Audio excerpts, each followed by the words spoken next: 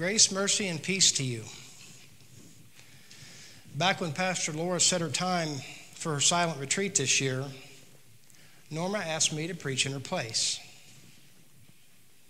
She asked me to tell you my story today about what happened September of 2013. I was really excited to fill in all the gaps that I haven't shared with everybody. I was ready to give a history lesson of my experiences.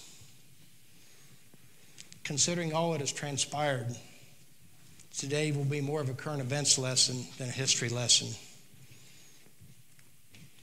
I want you all to travel back with me in time to mid-September of last year. Things couldn't have been better. You guys know that I work at Lowe's, and I have for the last 9 years. I really enjoy my job. I'm very outgoing, and interacting with people is right in my wheelhouse. The only thing that I didn't like about my job, some days you open, some days you close, and some days you work mid-shifts. A job with Lowe's opened up in August of 2012 that starts early, ends late, and when you have your 40 hours in, you're done for the week. I'm an old Indiana farm boy, so 5 a.m. is sleeping in. My crew travels between 13 stores and does resets. A reset is when a whole aisle changes products. We go in, pull out the old inventory, change shelf heights, build displays, paint everything, and stock the shelves with new merchandise. When we leave, it's ready to shop. I was excited this particular day. I was going to work 4 hours at the Lowe's in Georgetown and then head north on vacation.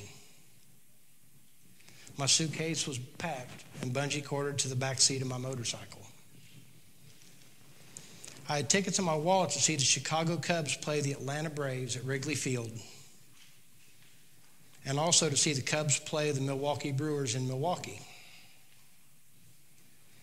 I've ridden up to see the Cubs play at Wrigley Field the past 7 years. This is going to be my first visit to the Brewers ballpark. One of my very best friends, Marty, lives up in northern Indiana. Marty buys us tickets at Wrigley, and I buy us tickets at the Great American Ballpark where the Reds play. Pastor's dad and sister both live up there, so I have a place to stay when I go up. So here it is, 5:30 a.m., and I'm firing up the bike to head out. Pastor Laura was away at her silent retreat, like she is now, so I didn't have to push it outside to keep from waking her up. I sat on the edge of the bed and said a prayer while the bike idled in the garage. I walked out, threw my leg over it, so excited to be going on vacation. This was going to be the longest 4 hours of work in history. My prayer was that God be with me as I rode to northern Indiana, Chicago, and Milwaukee. My prayer was not answered at all in the way I expected. Sometimes the answer to prayer is black and white as yes or no. Sometimes it's not. Be sure that God answers your prayer, that God's answer to your prayer is a correct one, whether we know it or not. My prayer was asking God to keep me safe as I rode north on vacation. God's answer was to keep me alive so I could share his good news at Lowe's, to share his good news at Cardinal Hill, and here today at Gethsemane. I left our subdivision and got out on the main road. I approached where I needed to turn left. I put on my left turn signal and got into the turn lane. I had a green arrow, so I proceeded into the intersection. There was a man in a car sitting stopped on the inside lane waiting at the red light on the opposite side. I began to bank into the turn, and as soon as my field of sight cleared his car, I saw a car in the outside lane flying right through the red light, bearing down on me. There was nothing I could do. Nowhere to go. It seemed like an eternity, but I know it was no more than a split second. All I could think of was how the word of my accident would get to Laura at the monastery. What if I died? We still have so many ministries to do.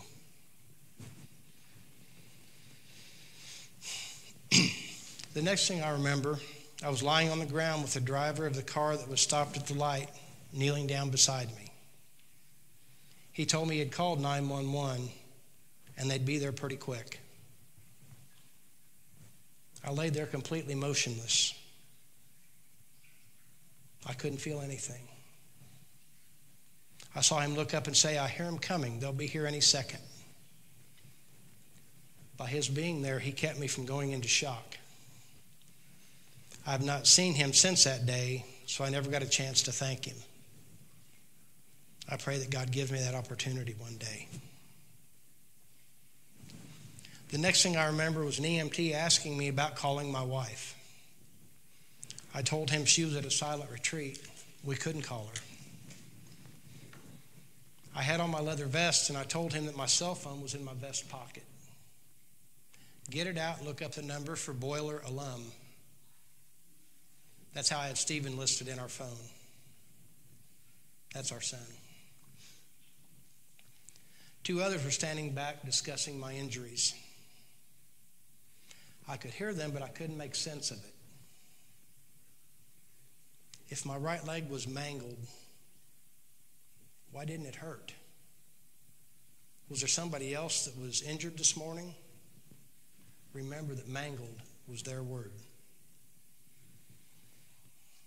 They brought the backboard out and laid it down beside me. The EMT told me that they were going to leave my helmet on until I got to the hospital. Then I felt the first pain I'd felt since the accident. It was when they grabbed a hold of my vest and rolled me up to slide the backboard underneath me. My left shoulder was both broken and dislocated, and my right leg was, remember the word, mangled. Today's second reading tells us, or told us, we do not live to ourselves, and we do not die to ourselves. If we live to the Lord. And when we die to the Lord. So then whether we live or whether we die, we are the Lord's. On that fateful day, almost a year ago, I was very close to dying for the Lord.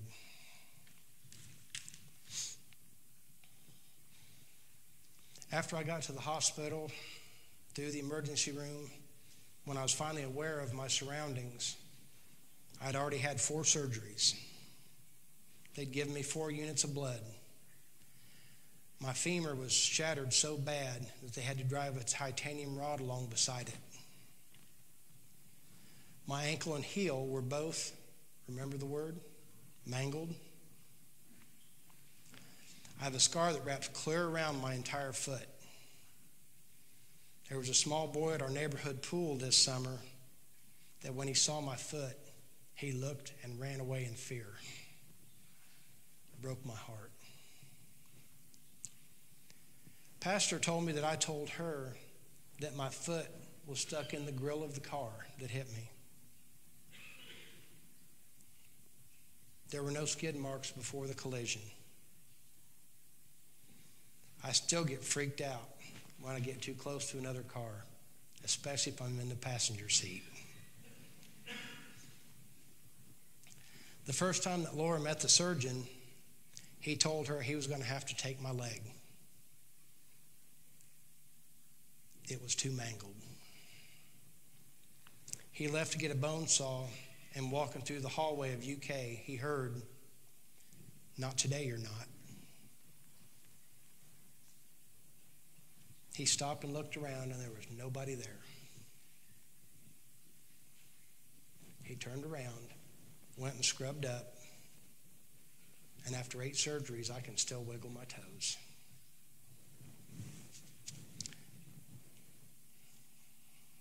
I was in the towers of UK Hospital.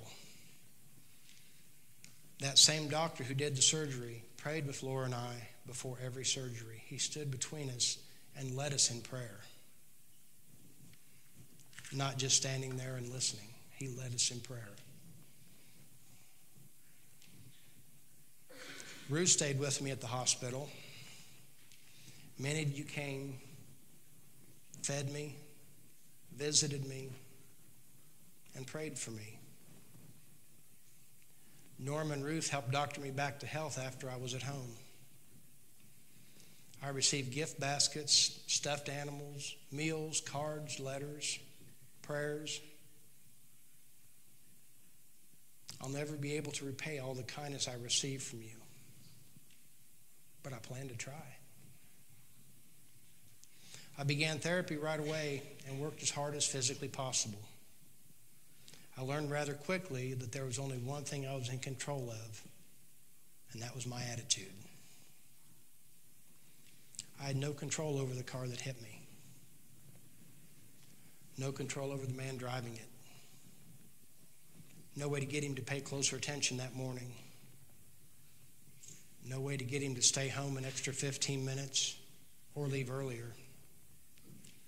Only over my attitude.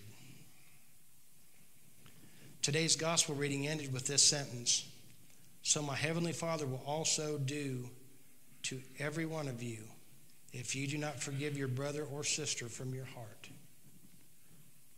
This is tough. Forgive the man that put me through this much pain. Really? You've got to be kidding me. Really? Really?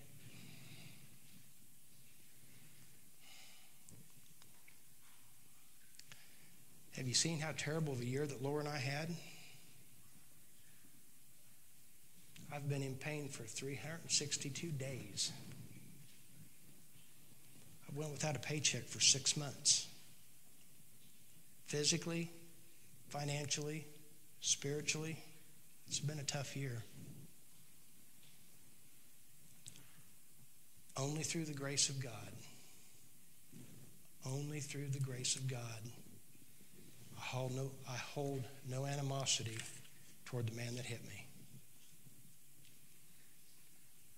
Like I said, through my attitude, this accident was not going to whip me. I'm going to walk again. I'm going to walk without a walker, a cane, or even a limp. I'm going to go back to my crew and keep on doing resets. If I can control my attitude, what do I want my attitude to say? I want people to know that I'm a Christian by the way I act, not just by what I say. I pray they see Jesus in me. I pray that our youth learns how to handle adversity by watching Jesus in me. My buddy Marty, who I mentioned before, who I was going to go to the Cubs games in Chicago and Milwaukee, came down here instead. Instead of Marty and I having a brat and a beer at Wrigley Field or experiencing the Milwaukee ballpark together, he drove down here to sit with me in the hospital. Marty and my friendship started in church. And man, when your friendship's based on God, it's forever. My sister, Anne Marie, also came down from Indiana to sit with me. Her being here helped give Laura a little bit of a break. Laura got to go home for a couple days while Sis was down here. Taking care of Laura was the best thing that anybody could do. And she had a pretty rough go of it. I didn't see her smile for probably 3 months, and that was harder on me than the physical pain was. Sis and I have been through a lot in our many years together. We're closer now than we ever were. So after UK Hospital, Cardinal Hill, physical and occupational therapy at home, and then therapy back at Cardinal Hill, I went back to work for Lowe's part-time. The first day was only 4 hours. Every few days I tried to work a couple more hours here and a couple more hours there. After a few weeks, I was back to working full-time. I was really enthused that this was all quickly becoming part of my past, a history lesson. From the first reading, even though you intended to do harm to me, God intended it for good, in order to preserve a numerous people, as he's doing today. I've been preaching at Cardinal Hill since March. God used the worst day of my life and turned it into something special. I've shared my sermons with people all over the world. Many of my friends at Lowe's get an email copy when I preach. This one will be on the church website. I'm 55, and this last year has been the toughest year that I've faced by a long shot. God has used almost every day to share the triumph of still being able to breathe and wiggle my toes, to bless others, even when I didn't feel up to it. Like I said earlier, I was walking without a walker or even a cane. Do you guys remember my first walk without a cane here? Easter Sunday for communion. I do.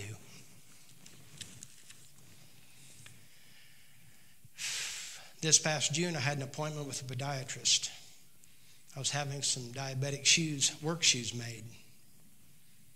I went to try them on and told him I had a sore on the side of my right foot. He looked at it and the color went out of his face. He said, "That's a pocket of infection." I said, No, it's just a blister.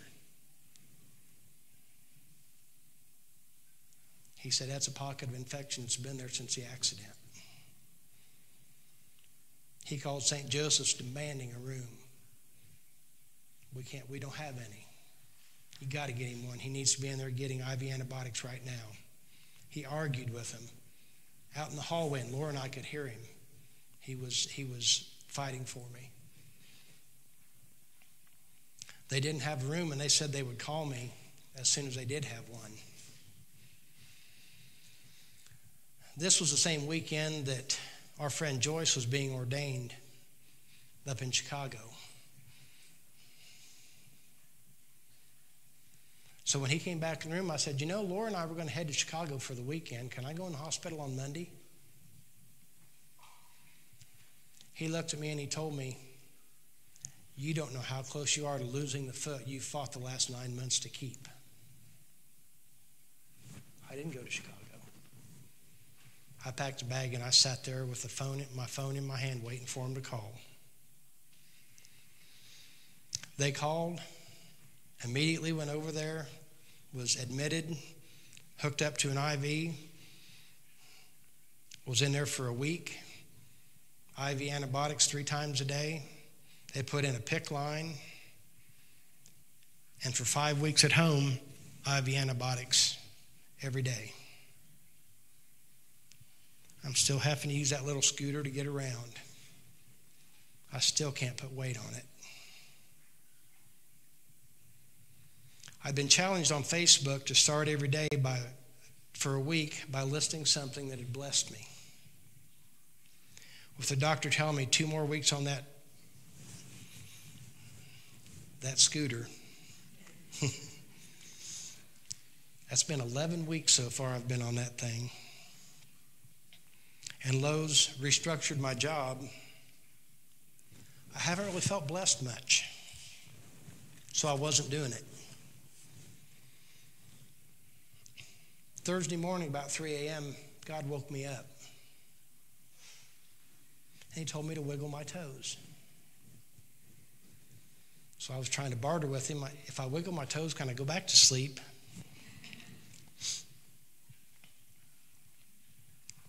I wiggled them. And God asked me if I was sure that I didn't have anything that blessed me. I started posting on Facebook Friday morning.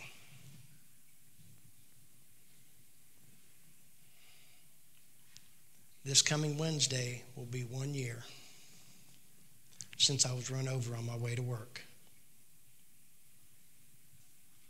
Will I hide under the covers on Wednesday? No. I'm going to go to Lowe's and spread the good news that God left me here for a reason. The last year, it's been a tough road. It's been a long road. But since I've walked with God on this road, it's been a blessed road. My prayer is that my example will inspire others to want what I have. That my attitude glorifies the Father. Thanks be to God.